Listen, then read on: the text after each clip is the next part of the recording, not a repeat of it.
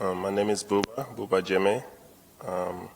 My condition is left ventricular non-compaction cardiomyopathy, which is a congenital condition. But initially I was diagnosed with dilated cardiomyopathy, DCM, in 2012.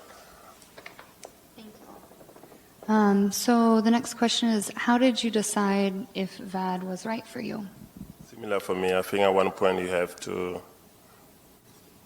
even if I had kept on living, it was more about the quality of life.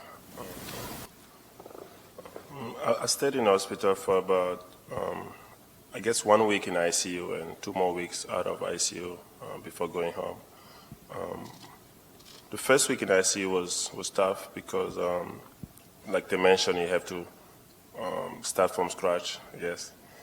And mentally it's hard on a body or hard on a person to go from being mobile, or just mentally, just to deal with the fact that you can't do anything. You had to, even though it's people you will trust, it's just mentally tough to just feel helpless. So it's a journey to come back from that. So now, what has your post-VAD experience been like? But I think it's everything around it.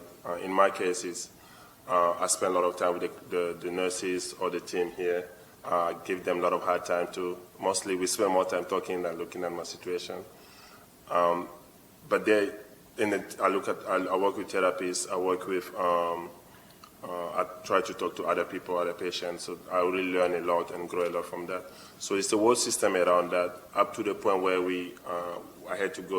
went to Abbott one time to look at how they make the devices. So you look at people that are involved in that, and you see the picture getting bigger and bigger. The most surprising, though, would be my insurance calling me to see, oh, how you doing with the doctor? Are you happy with your doctor?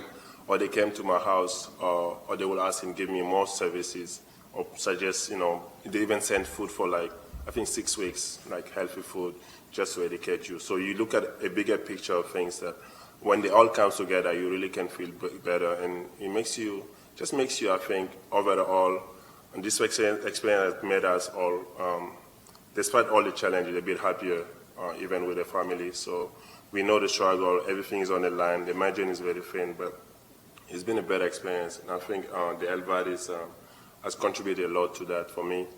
And one thing I didn't mention at the beginning, I'm like a father of 3 boys, and we got our twin boys born 5 months ago. So they've just turned 5 months, twin boys, which there was nowhere in our picture, nowhere. A year ago, I wasn't going to imagine that. Even 2 years ago, that was definitely, we knew we wanted to have babies again, but it was definitely not the plan. But I managed to do it with the LVAD. Dealing with a pregnant wife with an LVAD it's not easy. So there are moments like that, but we also understand that there's different spectrums. So from one end to the other, I think with time there'll be better results. But so far, I'm happy with the results. I didn't have expectations, but to be objective, I think it's been